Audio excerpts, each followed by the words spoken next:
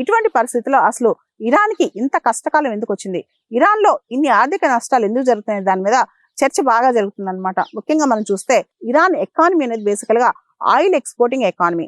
America ఆంక్షల వల్ల గత కొన్ని సంవత్సరాలుగా ఇరాన్ నుంచి చాలా దేశాలు ఆయిల్ కొనుక్కోవడం, చమురు కొనుక్కోవడం మానేశాయి అనమాట. దాంతో ఇరాన్ లో డబ్బులు లేకుండా పోయాయి. దాంతో నెమ్మదిగా ఇరాన్ ఆర్థిక వ్యవస్థ బాగా డ్రైన్ అయిపోయింది, రూపాయి లేకుండా పోయింది అనమాట. దాంతో పాటు ఇరాన్ లో ఫారెన్ కరెన్సీ రిజర్వ్స్ కూడా బాగా తక్కువైపోయాయి. ఇరాన్ లో ఇవన్నీ జరిగేసరికి ఇరాన్ యొక్క నేషనల్ కరెన్సీ మీద విపరీతమైన ఒత్తిడి పెరిగింది.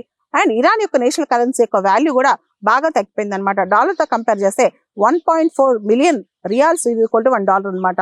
అంటే దాదాపు $1 అమెరికన్ డాలర్ కొనాలంటే ఎక్స్చేంజ్ వాల్యూలో ఇరాన్ కరెన్సీ 1.4 మిలియన్ రియాల్స్ అనేది ఖర్చు పెట్టాలన్నమాట. దాంతోపాటు 50% దాటిపోయింది ఇన్ఫ్లేషన్.